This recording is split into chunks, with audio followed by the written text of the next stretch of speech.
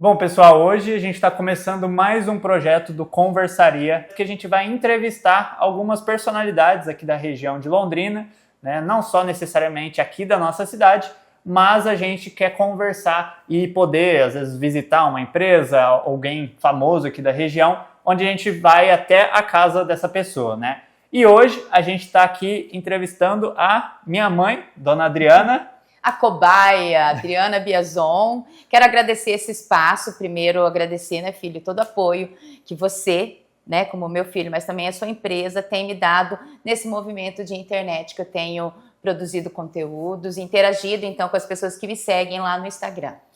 Perfeito, gente. Hoje a gente veio conversar com a minha mãe, né, mas antes de começar essa conversa, eu quero deixar aqui o convite para você se inscrever no nosso canal, o Conversaria. Dentro do nosso canal a gente tem vários projetos, né? Hoje a gente está começando mais um deles, que é o Conversaria Entrevista. Estou criando um nome aqui agora, nem sei se vai ser esse o nome mesmo.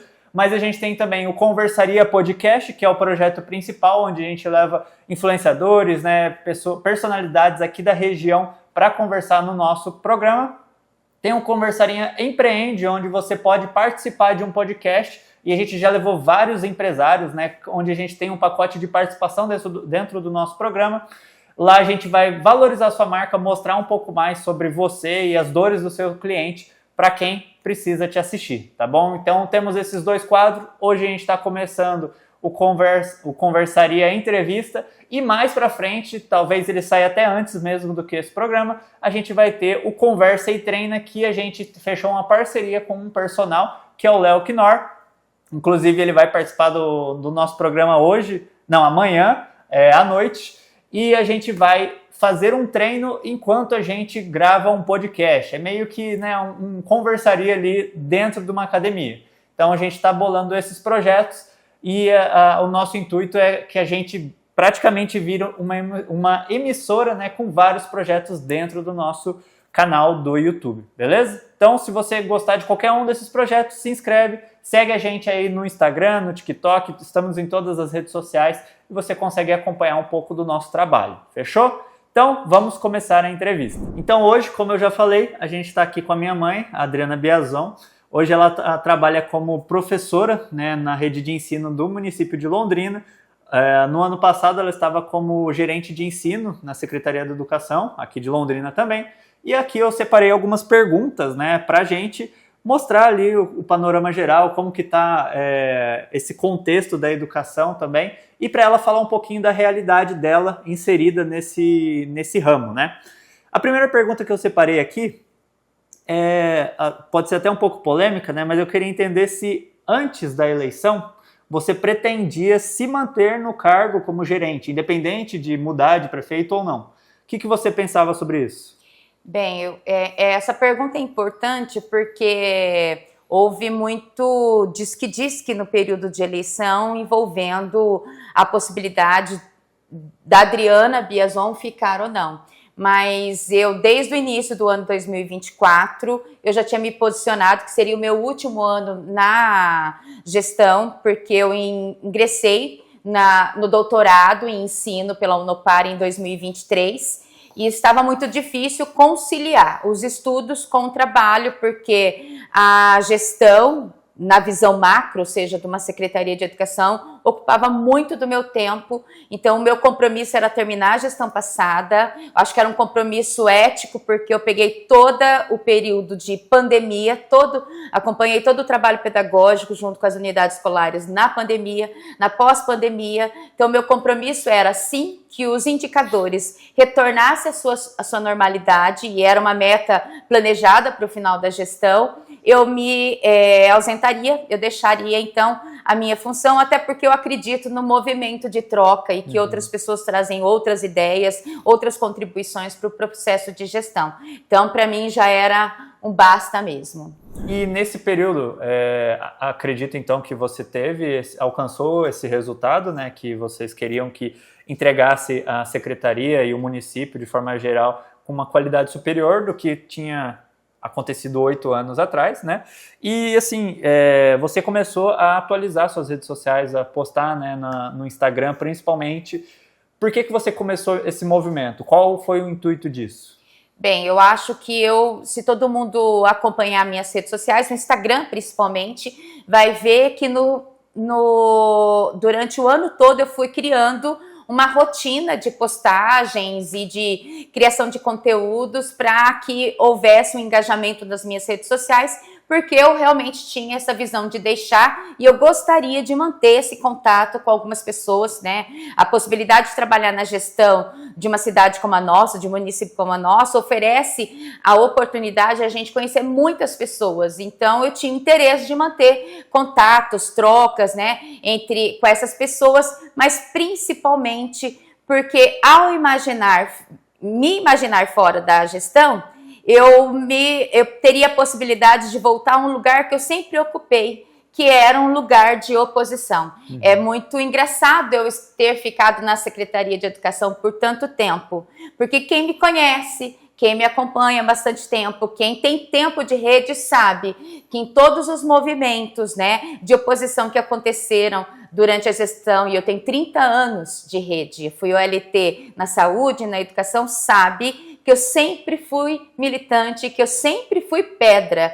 Então, para mim, foi uma ironia muito grande ter sido da gestão e que agora, deixando ela, eu poderia, então, ocupar esse espaço, né, de discussão de novo como professora, porque eu não estaria mais presa a nenhuma situação que me impedisse de falar sobre o trabalho, sobre as ações, os projetos que uma gestão possa desenvolver ou não. Então, como eu fiquei em evidência durante muito tempo, durante esses 8 anos, principalmente pós-pandemia, eu quis manter minhas redes sociais até como uma forma de proteção, olhando, porque quando você deixa uma gestão, você imagina, né, que apontamentos ou críticas poderiam acontecer e que eu, então, com esse espaço das mídias e das redes sociais, eu poderia ter um espaço de resposta e de interlocução com as pessoas que me acompanham, sempre me acompanharam durante a minha estada na Secretaria de Educação.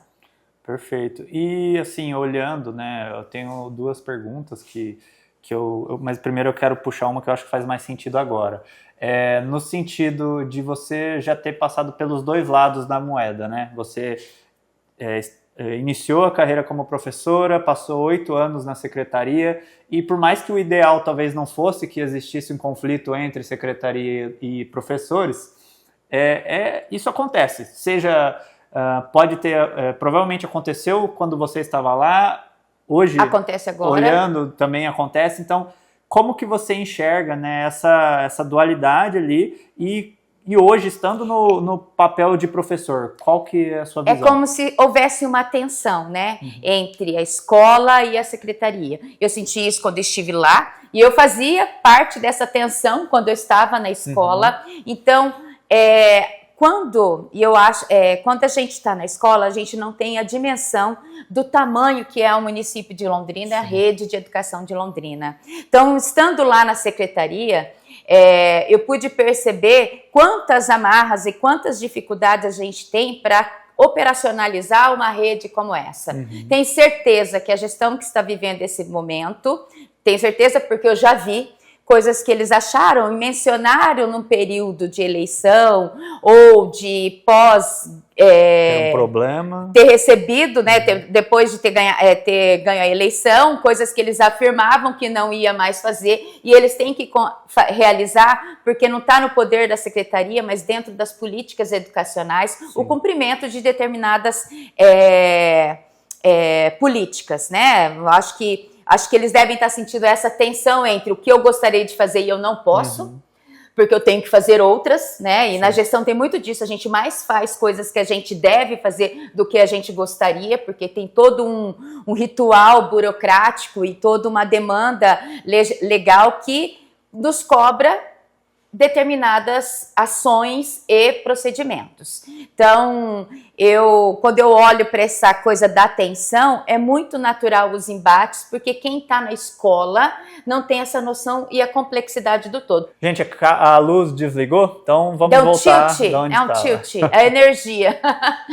Entretanto, né, quando a gente, hoje, estando na escola, nem todas as respostas, para mim, são tão fáceis de ser aceitas, porque eu sei o que está por trás, né, daquela demanda e daquela dinâmica. Então, hoje, eu olhando para a secretaria, eu vejo a possibilidade de me reconhecer, às vezes, inclusive, na insegurança das pessoas estarem assumindo hoje esses papéis. E como é difícil realmente executar isso, porque a nossa rede tem uma cultura também de participação popular, né, de participação por comissões. Então, assim, eu vejo um movimento de começar achando que dá para fazer as coisas de uma maneira e recuando porque vai vendo, sofrendo a tensão da pressão que é da rede de participação nas decisões da gestão.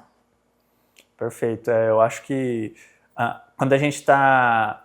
Porque o professor, ele muitas vezes é a ponta, né, de todo um sistema que acontece por trás, e ele não consegue enxergar o todo, e você vindo, né, tendo iniciado sua carreira lá como professora, e acho que também, vamos puxar isso, mas você já teve uma entrada na secretaria antes, né, que durou pouco tempo. Acho que é bom também explicar o porquê. E depois você enxergando, né, entrando numa secretaria que para você fazia mais sentido, né? Então você consegue ver o todo dentro do sistema, dentro da prefeitura, porque provavelmente tem muita burocracia que o professor não consegue, não tem nem noção que existe, né?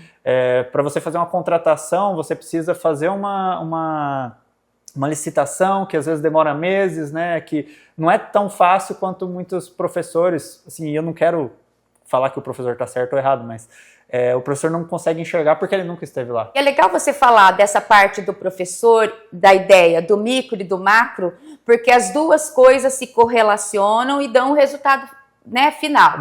E a secretaria precisa ter o tom da escola, ela precisa compreender os processos, né, de como o professor e quais são as demandas e as necessidades dele, porque é ele que executa e trabalha lá, é ele que operacionaliza o sistema, é ele que atende o nosso aluno, porque é para isso que a gente existe para atender os nossos alunos, e a gente traz esse tom da complexidade que é uma comunidade escolar. Então esse diálogo entre secretaria e escola é extremamente importante. Então, a secretaria não pode ficar distante da escola por muito tempo, por isso a troca entre os sujeitos é importante, eu até acredito muito nela. Não da forma de repente trocar todo mundo, por quê? Também trocar todo mundo não funciona, porque se sai todo mundo da escola e vai para a secretaria é uma outra cultura. Vai travar. Né? Trava o trabalho, por quê? Porque os processos são distintos e diferentes, né? E aí até as pessoas se ambientarem, entender como as coisas funcionam, isso demanda tempo, já foi um ano, né? Então, assim, a análise do último vídeo que nós fizemos sobre a análise dos 100 dias está muito dentro desse recorte. Quando a gente também não se apropria ou não se aproveita daquilo que vem caminhando e funcionando, entendendo como a máquina funciona, eu também travo e eu fico sem muita iniciativa para apresentar nessa avaliação de 100 dias, né? Eu acho que esse movimento que a gente tem dessa semana, que seria a finalização de 100 dias, já ter o processo do que vai acontecer com mais clareza, ela está impactada por isso, pela troca tamanha de pessoas, ao ponto que não sobrou ninguém para contar como que deveria ser feito um processo ou um encaminhamento. E aí patina muito, porque só o chão da escola não responde às demandas da máquina pública. Então, eu sinto isso nesse momento que a gente está vivendo. E recentemente, né, você já está produzindo conteúdo há bastante tempo, né? Começou principalmente do meio para o final do ano passado, e você já explicou por quê, né, que você iniciou isso.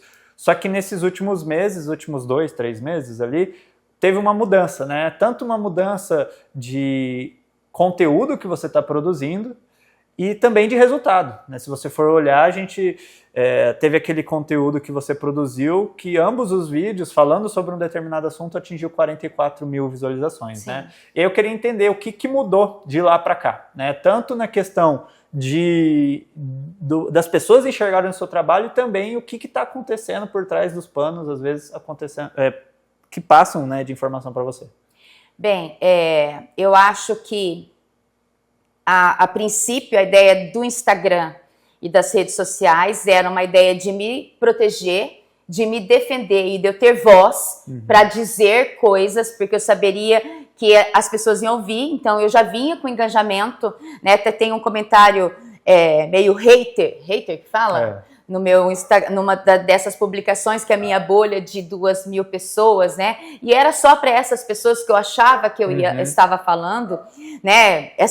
Era a manutenção dessas pessoas que estavam me acompanhando, porque os últimos seguidores naquele momento eram as pessoas que já estavam acompanhando o meu trabalho nos últimos anos, vinculados ao meu papel da Secretaria de Educação. Porque o meu Instagram, ele é da Secretaria de Educação para cá. Eu não tinha um movimento de rede social antes. Então, muitas dessas pessoas não conhecem a Adriana de antes, né? E por isso que a Biazon era mais forte. E com aquela, né, primeiro postagem, que é o vídeo que eu fiz, e foi, até eu quero contextualizar, eu gravei o vídeo, e eu postei, eu entrei para uma consulta, né? Entrei para minha terapia. 1 hora depois que eu saí, o meu celular estava enlouquecido, porque eu postei e entrei para uma sessão de terapia de 1 hora. E aí, quando eu saí, tudo estava acontecendo, pessoas entrando em contato. E o que eu mais senti depois daquele vídeo é que minha voz não era mais só minha, que a minha fala não representava mais só o que a Adriana falava. Então, por quê? Porque aí começou a chegar muitas informações a respeito. O primeiro vídeo, Bruno, ele era a minha opinião, a opinião da profissional, professora, pedagoga Adriana Biazon. Depois, todas as minhas postagens que têm essa conotação política, e é interessante até falar, porque os meus vídeos pedagógicos sou eu que faço, né? Sim. Aquele que eu falo da minha rotina, do meu trabalho pedagógico, do planejamento, dos meus perrengues, sou eu que faço, eu já aprendi a editar. Mas aqueles que têm conotação política, eu tenho apoio e o patrocínio da Ocupa Digital. Todos esses vídeos políticos, eles vêm embasados daquilo que eu recebo dos colegas professores, dos colegas gestores, que de alguma maneira se sentem ou sentem os impactos da forma e da condução do trabalho da gestão até então. Entendi. E até assim, trazendo a visão de uma pessoa que... E isso foi um feedback que eu passei para você naquele dia, né, do primeiro vídeo que estava começando a viralizar, que foi que, pô, para quem está de fora da sua bolha, muitas vezes não consegue compreender, né? E eu acho que muito dessa entrevista também está ajudando as pessoas a entenderem o que você está passando. E o fato de eu ter falado, olha, mãe, nessa situação, o seu vídeo é um vídeo de opinião, ele não tem respaldo nenhum técnico, ele não tem respaldo de pesquisa, ele não tem outras coisas. Então, assim, eu sei que você tem todo o conhecimento para você montar um novo vídeo falando sobre o mesmo assunto, só que dessa vez com embasamento teórico, principalmente.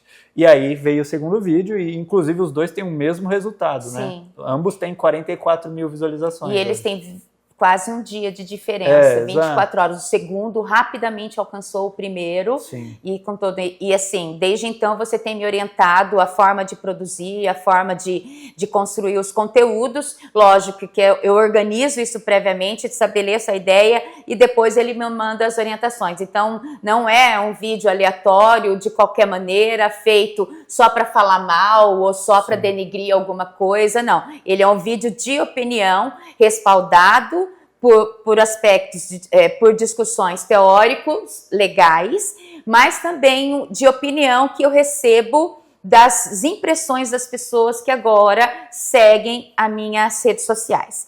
E é interessante pensar sobre isso, porque a gente tem mudado até a forma de postagem a pedido dessas pessoas, porque apesar apesar de falarem que os meus vídeos não estão tendo tanto impacto, a gente tem recebido muito a demanda dos nossos colegas professores, dos gestores, de um modo geral, que a gente não use nem as marcações de curtidas, porque há aí eu vou usar a sua linguagem, como se eles estivessem minerando os dados. E supostamente, né? Tudo supostamente. Supostamente, né? que supostamente há pessoas olhando para as minhas postagens, vendo quem curte, quem comenta, e aí a nossa preocupação é que quem curte e quem comenta possa estar sendo prejudicado de alguma maneira, haja visto que é mencionado o tempo todo que os vídeos e as postagens no Instagram podem ser fofocas, né? Então, acho que tem esse lado da rede social de trazer essa coisa da fofoca, mas aquilo que a gente traz, ele é um conteúdo que tem veracidade, ele não é fake news, ele não é inventado da minha cabeça, ele vem dentro de uma análise crítica daquilo que vem acontecendo na gestão atual. Eu acho que a partir do momento que mudou a premissa do conteúdo e você começou a produzir esses conteúdos mais sérios, e assim, muito direto ao ponto também, né, de, tem esse problema e resolve desse jeito. É sempre assim os vídeos, né? Sempre abre a premissa com o problema que foi encontrado e você entregando a solução durante o conteúdo, né? E daqui para frente? O que você pensa, né? Qual que é a sua ideia de produção de conteúdo, até mesmo outras formas que você pensa de fazer, né? O que você está pensando para dar o próximo passo para esse projeto que está ainda, né, caminhando aos poucos, né? Está começando a crescer agora. Bem, eu acho que quando eu faço essa entrevista com você hoje, eu quero fazer uma marca, né, de mudança de perspectiva. Mas antes eu precisava fazer uma resenha disso tudo, acho que essa entrevista tem essa conotação, né, de fazer uma resenha disso tudo, porque já tem professores novos na rede que estão perguntando, mas o que está acontecendo, né? Por que toda essa movimentação? Por que você está se posicionando tanto? Eu acho que antes da gente ir para essa nova etapa, eu queria dar só uma finalização disso. É como se eu tivesse vindo aqui para pôr a última pedra em cima de uma situação e aí daqui para frente olhar para isso com outra perspectiva. Eu acho que a primeira situação que se coloca quando uma gestão, né, inicia, ela quer deixar uma marca sobre o seu legado, quer deixar um legado, quer deixar uma marca que é como se fosse um slogan, uma coisa que já se referenciar, é isso, como para ser lembrado. Por exemplo, Londrina Mais. Londrina Mais, automaticamente a gente pensa em Maria Tereza e lembra da gestão passada. Então, para mim, apesar de ficar muito triste, me parece que essas coisas não vão mais existir. Isso fica muito evidente que não é só uma marca da gestão, mas também uma marca na forma de impactar as relações entre as pessoas também. Isso me gera uma preocupação muito grande de como a gestão pode impactar na forma das pessoas se relacionarem e na forma como as pessoas agem. E eu falo isso porque se você rastrear ou stalkear o meu Instagram de dezembro para trás, você vai ver pessoas com quem eu talvez convivia, pessoas com quem eu convivia, pessoas que postavam e curtiam e comentavam as minhas postagens e vice-versa, pessoas com quem a gente viajava junto ou que a gente saía junto e que tinha um relacionamento e que se você olhar a partir desse ano, de janeiro para cá, essas pessoas sumiram das redes sociais, né? Você não consegue mais trazer nenhuma evidência delas. Mas o mais triste de tudo isso não é só nas redes sociais. Essas pessoas não estão mais no convívio da gente. E não porque eu saí da secretaria. E aqui não é só, né? Eu acho que tantas pessoas já saíram da secretaria e estão nas unidades, que isso já não é mais novidade para as pessoas, né? Não sou eu, Adriana, mais só falando. Há muitas pessoas falando sobre isso. Então, hoje, né, eu queria colocar essa situação que incomoda a pessoa da gente, a nossa pessoa, de dizer que há pessoas que a gente não pode mais nem tirar uma foto, não pode sair para um café, não pode nem se comunicar via WhatsApp, porque essa pessoa corre risco de retaliação, de sofrer alguma sanção por causa de ter um relacionamento com as pessoas que deixaram a secretaria. E às vezes a gente precisa se lembrar que a escolha de ir para a secretaria afeta não só a forma da gente ver a gestão como um todo, afeta a gente profissionalmente. Todo mundo que vai para a secretaria tem um prejuízo, Bruno. Perde o direito da aposentadoria de 25 para 30 anos. Então, perde todos os recessos, perde a diminuição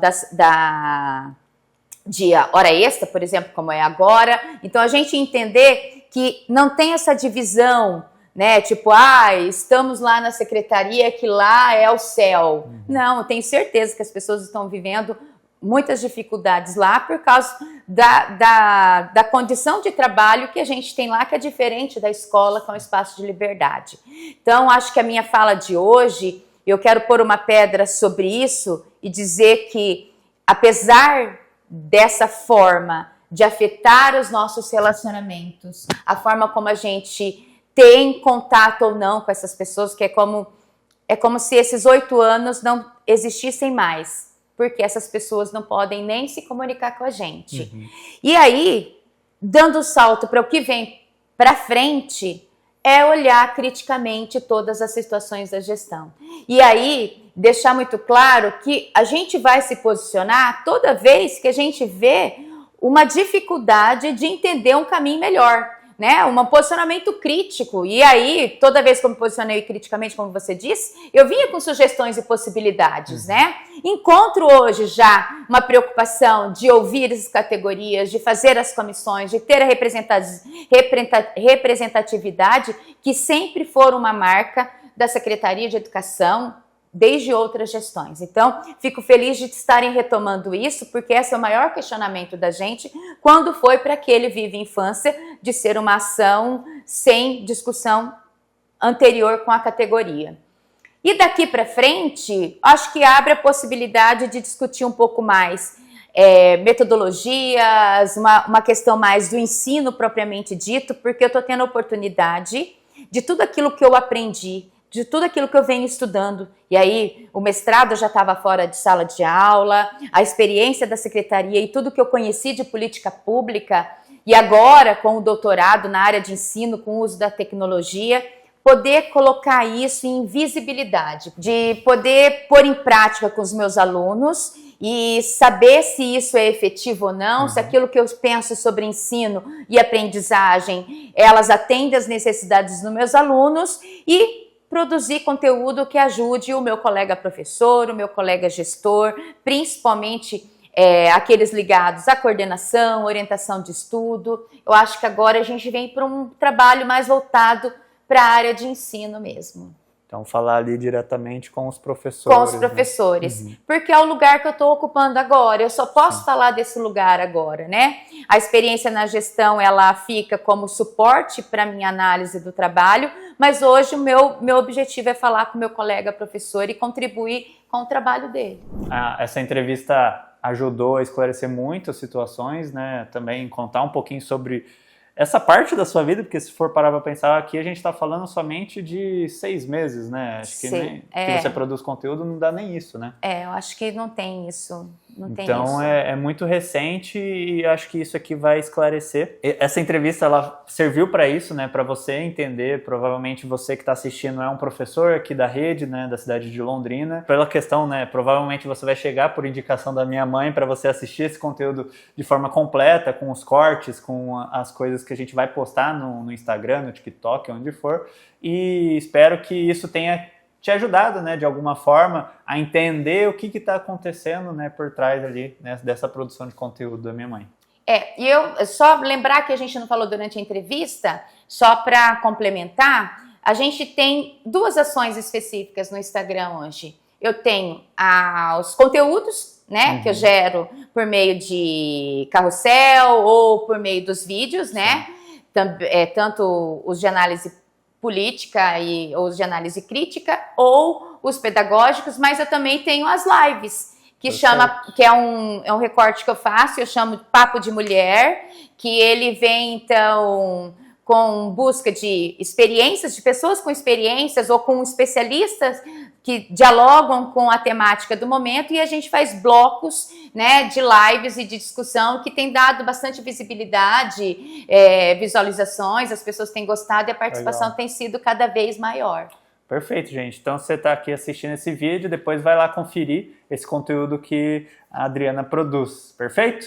Bom, espero que você tenha gostado desse vídeo. Se você curtiu, está assistindo até aqui, se inscreve, clica no botão que está aí embaixo, deixa o seu like e também comenta o que você achou dessa entrevista. Se você tiver alguma curiosidade, alguma dúvida aí, pode mandar também, que a gente vai estar respondendo, né? Minha mãe também vai estar olhando ali, pode te responder depois. Fechou? Espero que você tenha gostado dessa entrevista e até a próxima.